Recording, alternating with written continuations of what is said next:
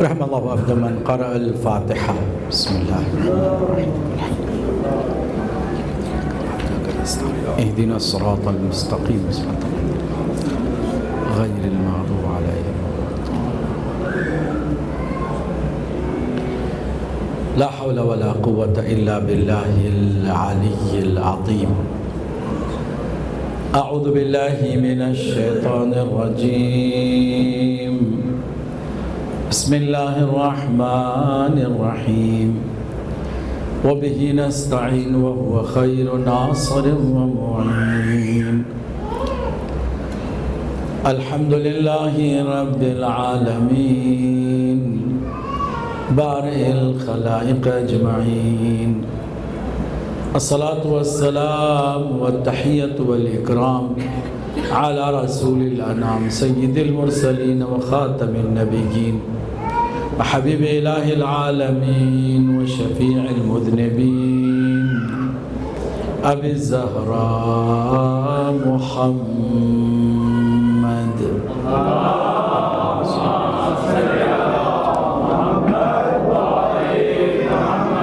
وعلى أهل بيته الطيبين الطاهرين المعصومين المظلومين المنتجبين المكرمين الميامين واللعن على أعدائهم أجمعين من ليلنا هذا إلى يوم الدين. أما بعد فقد قال الله الحكيم في كتابه الكريم. بسم الله الرحمن الرحيم. وَلَقَدْ كَرَّمْنَا بَنِي آدَمَ وَحَمَلْنَاهُمْ فِي الْبَرِّ وَالْبَحْرِ وَرَزَقْنَاهُمْ مِنَ الطَّيِّبَاتِ وَفَضَّلْنَاهُمْ عَلَى كَثِيرٍ مِّمَّنْ خَلَقْنَا تَفْضِيلًا.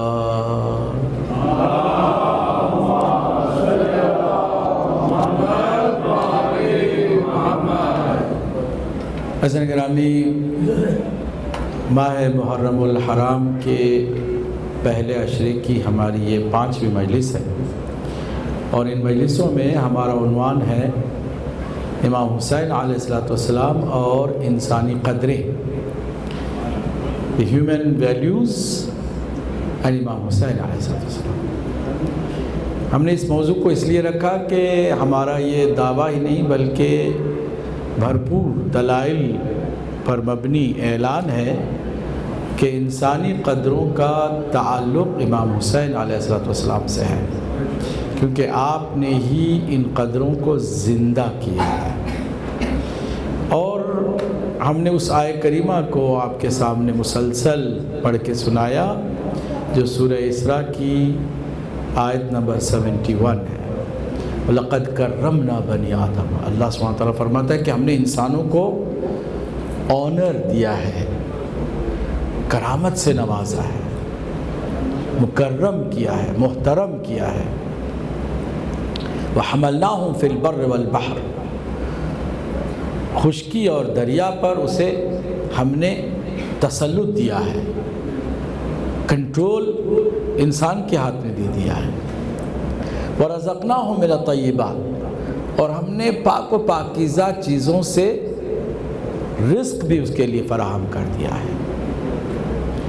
آج اگر مولا علی کی اس بات کو دہرایا جائے تو بہت ہی لطف آئے گا کہ کبھی کبھی آج کے جوان پوچھتے ہیں کہ اگر اللہ رازق ہے اور اللہ سبحانہ و تعالیٰ عادل ہے تو پھر کچھ لوگ غریب اور کچھ لوگ امیر کیوں ہیں؟ کسی کو بہت ساری دولت ملی ہوئی ہے، کسی کو بالکل غربت اور فقیری کی زندگی ملی ہے. کوئی بھوکا مر رہا ہے اور کوئی کھانوں کو ضائع کرتا جا رہا ہے. یہ کیا اتنا فرق پیدا ہو گیا انسانوں میں؟ تو مولا علی نے جواب میں فرمایا تھا اس زمانے میں 1400 سال پہلے کہ اللہ پر الزام دینے سے پہلے دیکھو کہ اس نے کوئی کمی چھوڑی ہے. وَرَزَقْنَاهُمْ مِنَ الطَّيِّبَاتِ. وہ فرماتا ہے کہ ہم نے انسانوں کے لیے پاکیزہ رزق فراہم کر دیا ہے. آج بھی وہی بات دہراتے ہیں اور چیلنج کے ساتھ کہتے ہیں کہ دنیا میں جتنی روزی ہے اکٹھا کرو اور سارے انسانوں کو برابر تقسیم کرو تب بھی روزی بچ جائے گی، کوئی بھوکا نہیں رہے گا۔ رزق اللہ کا اتنا ہے کہ کوئی بھی اس کے ہوتے ہوئے بھوکا نہیں رہ سکتا۔ پرابلم انسانوں کی خود ہے کہ ایک انسان نے چالاکی کی، کسی کو لوٹ لیا، کسی پر غبن کر کے اس سے فائدہ اٹھا لیا، کسی نے چیٹ کیا، کسی نے فراڈ کیا۔ تو یہ انسانوں کو ہم نے جو اختیار تھوڑا سا کیا دے دیا کہ کوئی فرعون بن گیا، کوئی نمرود بن گیا، کوئی شداد بن گیا، کوئی حامان بن گیا۔ تو انسانوں کے کردار پر تمہاری انگلی اٹھنی چاہیے، نہ کہ اللہ سبحانہ وتعالیٰ کی روزی کے اوپر۔ صلوات پڑھ دیں محمد و آل محمد۔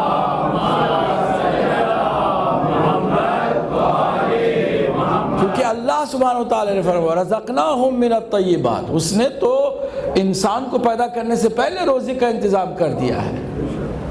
آپ کو معلوم ہے کہ کچھ ملکوں میں، غریب ملکوں میں حتیٰ الیکٹریسٹی کی پرابلم بھی ہے، جبکہ کیا اللہ سبحانہ وتعالیٰ نے بجلی میں کوئی کمی کی ہے؟ اتنی بجلی کہ یہ جو سورج نکلتا ہے نا، اب دنیا کہہ رہی ہے، سائنس ترقی کر کے کہہ رہی ہے کہ اتنا نور، اتنی انرجی روزانہ سورج زمین پہ پھینکتا ہے کہ اگر اس کو آپ 10% سیکیور کر لیں گے تو پورے سال کے لیے، پوری دنیا کے لیے کافی ہوگا۔ اس نے کبھی بھی کسی جگہ پر کنجوسی نہیں کی ہے۔ انسانوں نے ایک دوسرے کو لوٹا ہے، ایک دوسرے کو تباہ کیا ہے، ایک دوسرے کا حق چھینا ہے۔ انسانوں کے اندر پھر عدل کا، انصاف کا تقاضا پیدا کرنے کی ضرورت ہے۔ واپس آتے ہیں، اللہ سبحانہ تعالیٰ نے فرمایا وَفَضَّلْنَاهُمْ عَلَى كَثِيرٍ مِّمَّا خَلَقْنَا تَفْضِيلًا، ہم نے پھر انسان کو باقی تمام مخلوق پر افضل قرار دیا۔ کیسے افضل؟ میں نے بتایا، اس کی تفصیل پہلی مجلس میں ہم نے رکھ دی، اگرچہ عشرے کا حصہ نہیں بن سکی وہ مجلس، استقبالیہ میں چلی گئی، مگر وہ اس میں ہم نے بتایا کہ کس طرح اللہ نے ساری قوتوں کو انسان میں رکھ دیا، جبکہ قوتوں کو باقی مخلوق میں اس نے تقسیم کر دیا۔ کوئی مخلوق ایسی نہیں سوائے انسان کے کہ جو ساری قوتوں کو ایک جا اپنے اندر رکھتی ہو، کوئی نہیں، صرف انسان ہے کہ جس کے اندر عقل بھی ہے، شعور بھی ہے، شہوت بھی ہے، غضب بھی ہے، وہم بھی ہے۔ ساری قوتیں جو فرشتوں میں ہیں وہ بھی ہیں، جو جانوروں میں ہیں وہ بھی ہے، سب کی قوتیں اکٹھا اللہ نے انسان میں رکھ دی ہیں، اس لیے وہ افضل ہو گیا۔ اب اس کو کیا کرنا چاہیے؟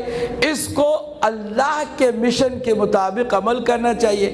اگر یہ اللہ کے قانون اور اس کے بتائے ہوئے راستے پر چلے گا تو وہ فرشتوں سے بھی کہیے افضل۔ کیوں فرشتوں سے افضل ہو جائے گا؟ کیونکہ وہ گناہ کرنا چاہیں تو بھی نہیں کر سکتے، مجبور ہے۔ مگر انسان کے پاس شہوت بھی ہے، غضب بھی ہے، گناہ کر سکتا ہے پھر بھی نہیں کرے۔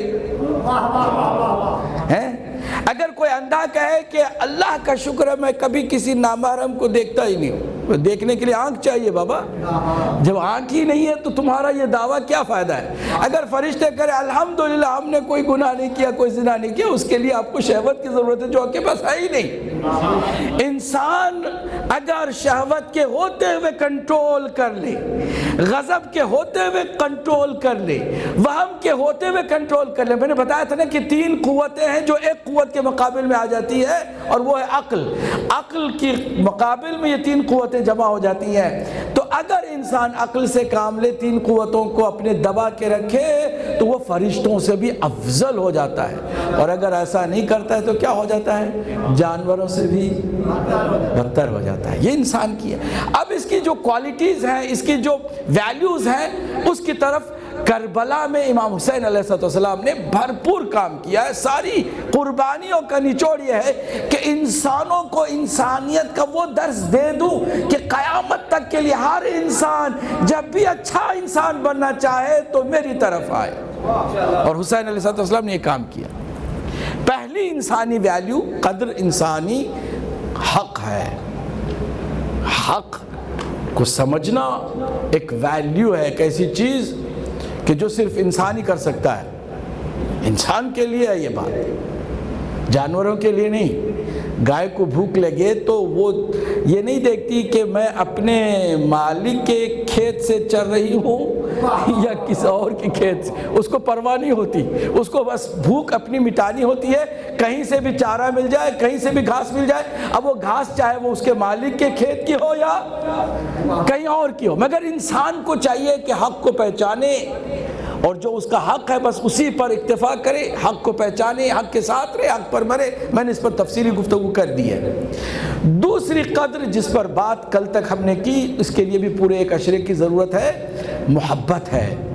یہ انسانوں کو اللہ نے انسانی قدر کے طور پر، ویلیو کے طور پر دیا ہے۔ انسان محبت کے ساتھ ہو تو جنت بھی اس کی، سارا یہ کائنات کا ہر اللہ کا انعام اس کا ہے، یہ ساری نعمتیں اس کے لیے ہیں، سب کچھ اس کے لیے ہے، کیونکہ اس نے محبت کرنا شروع کر دیا ہے۔ اللہ سبحانہ وتعالیٰ نے قرآن مجید میں فرمایا وَالَّذِينَ آمَنُوا أَشَدُّ حُبًّا لِلَّهِ، جو مؤمن ہیں وہی اللہ سے ٹوٹ کر محبت کرتے ہیں، عشق ان کا بہت گہرا ہوتا ہے اور وہ چاہتے ہیں اللہ سبحانہ وتعالیٰ کو اپنی ہر چیز کے لیے بھی وہ پہلے دیکھتے ہیں کہ اس میں اللہ خوش ہوتا ہے کہ نہیں ہوتا ہے۔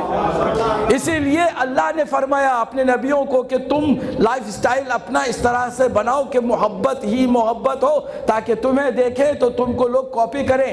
کیا کہو؟ قل ان صلاتی و نسکی و محیایا و مماتی للہ رب العالمین، کہو، ہر نبی سے کہو کہ میری یہ نمازیں، یہ جو میرے کام ہیں، یہ جو میرے اعمال ہیں، یہ جو میری زندگی ہے، یہ جو میری موت ہے، سب اللہ کے لیے ہے کہ جو عالمین کا پروردگار ہے۔ ایسا اگر ہم میں محبت کا جذبہ پیدا ہو گیا تو میں نے عرض کیا کہ اللہ نے بھی کیا کیا، محبت کو اپنی رسول کے کہنے پر، رسول کی دعا پر علی کی محبت میں رکھ دیا۔ یہاں سے جل بھننے والے جلتے بھنتے رہے، تکلیف ان کو یہاں سے شروع ہو گئی۔ اگر آپ سے پوچھیں کہ سب سے زیادہ منافقین کو کہاں تکلیف پہنچی ہے تو غدیر ہے، جہاں سے انہیں تکلیف ہوئی ہے۔ خالی مولا کو مولا نہیں بنایا گیا بلکہ ساتھ میں اللہ کے نبی نے دعا کر دی کہ پروردگار تو صرف اسی سے محبت کرنا جو علی سے محبت کرے۔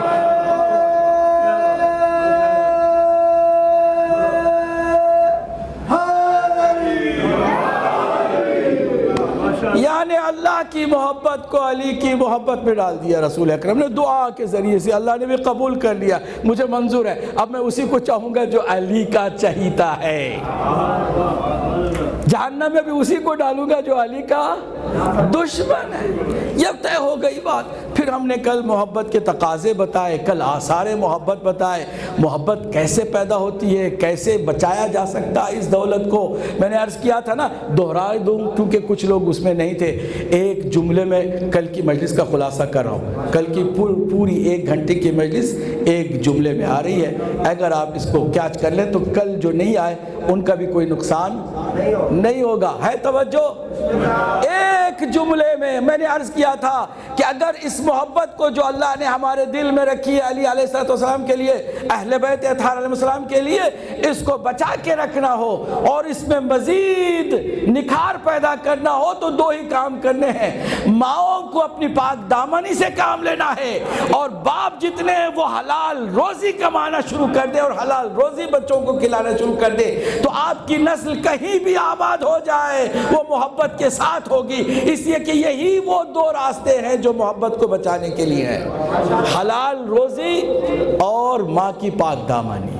یہی اگر درس ہماری بہنیں لے کے چلے اور ہمارے جتنے جوان کمانے کے لیے جو اٹھے ہیں، چل رہے ہیں کمانے کے لیے، وہ طے کر لیں کہ آج کے بعد سے ہم ہرگز حرام نہیں کمائیں گے، جو بھی کمائیں گے حلال کمائیں گے، تو میں سمجھوں گا کہ ان مجلسوں کا فائدہ ہر کسی کو ملا۔ انتظامیہ کو اور کچھ سوچنے کی ضرورت نہیں ہے کہ کتنے لوگ آئے، کتنے نہیں، کم آئے، زیادہ آئے، ان کو بس اسی ایک چیز پر اگر ایک نے بھی عمل کر دیا نا، ایک نے بھی عمل کر دیا کہ بھائی مجھے اب حرام نہیں کمانا ہے، اولاد کو مجھے حلال روزی دینی ہے تاکہ اس اولاد میں بھی محبت اہل بیت پیدا بھی ہو، باقی بھی رہے، جاری بھی رہے۔ صلوات پڑھ دے محمد و آل۔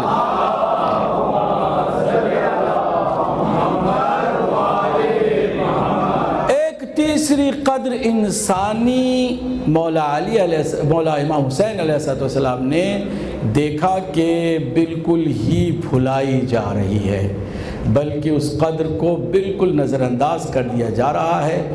قریب ہے کہ یہ قدر انسانی مر جائے، مجھے پھر اس کو زندہ کرنا ہوگا۔ وہ قدر کیا ہے؟ عزت اور آبرو۔ گائے، بھینس، گدھا، گھوڑا، خچر، کوئی بھی جانور عزت کے پیچھے نہیں ہوتا، اسے پتہ ہی نہیں عزت کیا ہوتی۔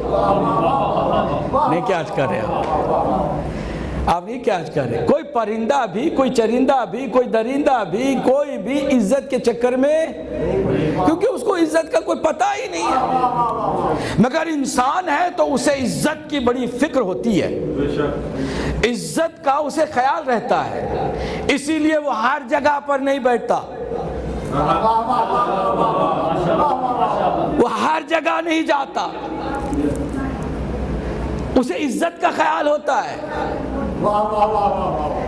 اگر کوئی اسے کہنا کہ آپ سے مجھے میٹنگ کرنی ہے پب میں، تو مومن ہے، اسے عزت کا خیال ہے، کسی میٹنگ کا خیال کہیے نہیں ہے۔ وہ کہتا میں وہی جاؤں، وہاں جاؤں گا، میں نہیں جاؤں گا، کہ نقصان ہو جائے گا، کانٹریکٹ میں آپ کے ساتھ کرنا چاہتا ہوں۔ آپ آئے بیٹھے اس ٹیبل پر جہاں شراب عام طور سے لوگ پیتے ہیں، آپ بھی آئے بیٹھے ہیں، میں بھی شراب پیوں گا، اگر نہ بھی پیے ہیں تو چلے کم از کم آپ کوک لے کے بیٹھ جائیں، مگر پب میں میٹنگ رکھیں گے، آپ کہیں گے مجھے نہیں جانا ہے ادھر۔ کیوں؟ مجھے عزت پیاری ہے، دولت پیاری نہیں۔ کیا کرے؟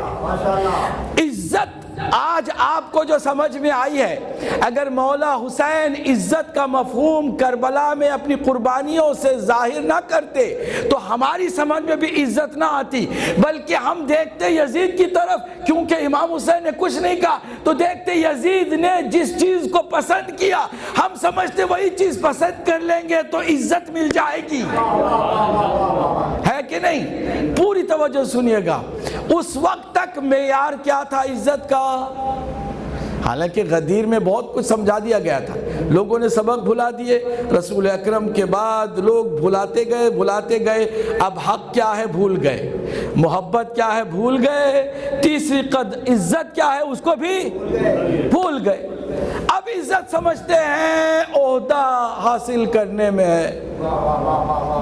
معاویہ نے سارا زور لگایا نا کہ مرنے سے پہلے بیٹے کو تخت پہ بٹھا دوں، اس کے دماغ میں یہی تھا نا کہ عزت اسے مل جائے گی، میرا بچہ جو ہے عہدے پر فائز ہو جائے گا اور پوری مسلمان مملکت کا کیا بن جائے گا؟ بادشاہ بن جائے گا۔ تو عزت کا معیار لوگوں نے سمجھا عہدہ، تخت، تاج۔ کچھ لوگوں نے عزت کا معیار دولت سمجھا، آج بھی کچھ لوگ ہیں پیسوں کے پیچھے جا رہے ہیں، ڈبل شفٹ کر رہے ہیں۔ کیوں بھائی؟ کہ بھائی پیسہ نہیں ہوگا تو لوگ عزت نہیں کریں گے، کھانے کو کھانا نہیں ہے، پریشانی ہے پورے خاندان میں۔ میرے دماغ میں آئی ہے بات کہ مجھے عزت کمانا ہو تو جو ہے وہ پوش گاڑی رکھنی ہے، مجھے لیٹسٹ جو گاڑی ہے نا اس کو رکھنا ہے، تو لوگ دیکھیں، جو دشمن ہے وہ جلے اور جو اپنے ہیں وہ ریسپیکٹفلی مجھے دیکھیں، عزت مجھے مل جائے۔ یہی شو آف کے چکر میں لوگ کتنے پیسے گنوا لیتے ہیں۔ لیکن عجیب بات اللہ نے یہ رکھی ہے کہ جس کو یہ عزت سمجھتے ہیں اللہ نے اسی میں ذلت رکھی ہے، اللہ نے ذلت رکھی ہے۔ کبھی بھی کوئی بھی آپ کی پوش گاڑی کی وجہ سے آپ کو سلام نہیں کرتا، یاد رکھیے گا۔ کوئی بھی آپ کو اس لیے نہیں چاہتا ہے کہ آپ کا بہت بڑا گھر ہے، کوٹھی ہے بہت بڑی، اس کے لیے کوئی نہیں چاہتا ہے۔ اندر ہی اندر کہتا ہے کہ بھاڑ میں جائے، یہ آدمی بڑا شو آف کرتا ہے، لعنت ہو اس کی دولت پر۔ ہر کوئی کوس کی جاتا ہے، خدا شاہد ہے کوس کی جاتا ہے، حتیٰ جو اپنا بھی ہے نا وہ اندر ہی اندر کہتے ہیں شو آف کرتا ہے، بھاڑ میں جائے، اس کو کوئی عزت نہیں ملتی، اسی میں اللہ نے ذلت رکھی ہے نا۔ تو پھر لوگ جو ہے ابھی بھی بعض کہتے ہیں برانڈڈ کپڑے پہننے میں عزت ہے، وہ پرفیوم بھی خریدتے ہیں تو دیکھتے ہیں مجھے پریسائسلی اسی طرح کا اسی برانڈ کا پرفیوم چاہیے، خوشبو ہوتی ہے بھائی، چاہے وہ 1 پاؤنڈ کے چھوٹے سی شیشے میں ہو یا 100 پاؤنڈ کے بوتل میں ہو، ہم اس کی طرف جا رہے ہیں کیونکہ ہمارے دماغ میں بھی عزت کا مطلب وہی ہے کہ برانڈڈ ہو، کپڑے بھی برانڈڈ ہوں، شو بھی برانڈڈ ہو، ہر چیز کے چکر میں ہم پڑے، اور دنیا بھی ہمیں اسی طرح بیوقوف بنا رہی ہے نا۔ اب یقین کریں کہ ایپل والوں کو معلوم نہیں ہے کہ جو اس سال فیچرز ڈالے ہیں نا اس میں آئی فون 13 میں، کیا وہ پچھلے سال نہیں ڈال سکتے تھے؟ ڈال سکتے تھے، ان کو بھی پتا ہے کہ ان کو بیوقوف بنانا ہے، ہر سال ایک فیچر ادھر ادھر کر کے نا نیا آ گیا، آئی فون 1 سے شروع ہو کر کے 13 تک آ گیا، اب نہ جانے کب تک چلتا رہے گا، ہر سال لوگ بیوقوف بنتے بھی جا رہے ہیں۔ اب اس کی دیکھو سیلنگ دیکھو، جیسے ہی نیا فون آیا کتنے لوگ ٹوٹ پڑتے ہیں، بھئی کوئی اسپیشل چیز آ گئی ہے، کچھ 1-2 چیز ادھر ادھر ہو گئی، کہتے ہیں نہیں بات وہ نہیں ہے، بات پریسٹیج کی ہے، بات ہماری اپنی پوزیشن کی ہے، اگر ہم لیٹسٹ نہیں رکھیں گے تو ہم باقی سے پیچھے ہٹ جائیں گے۔ ہمارے دماغ میں بھی یہی ہے کہ پریسٹیج جو ہے وہ اس میں ہے، چل رہے میرے ساتھ کہ نہیں چل رہے؟ ہمارے ذہن میں بھی ہے۔ تو وہ جو امام حسین علیہ السلام نے اس کا سارا مفہوم بدل کے بتا دیا، محبت، وہ عزت کیا ہوتی ہے، ذلت کیا ہوتی ہے، ٹھیک؟ اب ذرا دیکھیں مولا حسین کے نزدیک عزت کیا ہے، ذلت کیا ہے۔ اللہ اکبر۔ ذرا مولا حسین کی دعائے عرفہ کی طرف توجہ کریں، فرماتے الہی من ذا الذی فقدک ماذا وجد ومن الذی وجدک ماذا فقدک۔ عجیب غریب عزت و ذلت کا مفہوم سامنے رکھ دیا۔ پروردگار اگر کسی نے تجھے کھو دیا، تجھے مس کر دیا، باقی سب کچھ پا کر کے اس نے کیا پایا؟ اللہ اکبر۔ اس نے پایا تو کیا پایا؟ تجھے کھو کر کے کچھ بھی پا لے، اس نے کچھ بھی نہیں پایا، اور جس نے تجھے پا لیا اس نے کیا کھویا؟ مطلب کیا؟ مطلب یہ ہے کہ عزت اللہ کے ساتھ اپنے رشتے کو قائم کرنے میں ہے، ذلت اللہ کی اطاعت چھوڑ کے شیطان کا بندہ بننے میں ہے۔ انسان اگر اللہ کا بندہ بنا رہے تو عزت والا ہے، شیطان کا بندہ بن جائے تو ذلت والا ہے۔ صلوات پڑھے محمد و آل محمد۔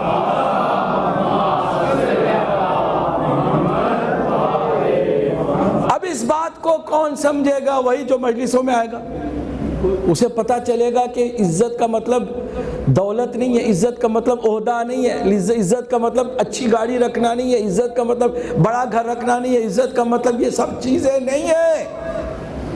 مولا حسین نے واضح طور پر فرمایا۔ اب آئیے قرآن مجید کیا کہتا ہے، من کانا یرید العزہ، جو بھی انسان عزت چاہتا ہو تو اسے معلوم ہونا چاہیے کیا، فَلِلَّهِ الْعِزَّةُ جَمِيعًا، ساری عزت صرف اور صرف اللہ کے پاس ہے۔ انہو هو العزیز، وہی عزت والا ہے۔ سرچشمہ عزت کا کون ہے؟ اللہ کی ذات ہے۔ مولا حسین نے اس کو سمجھایا، پوری دنیا مجھ سے چھین لو، میرے اس اللہ کے ساتھ میرا جو رشتہ ہے اس کو تم توڑ نہیں سکتے، اس لیے کائنات میں سب سے زیادہ عزت مجھے حاصل ہے۔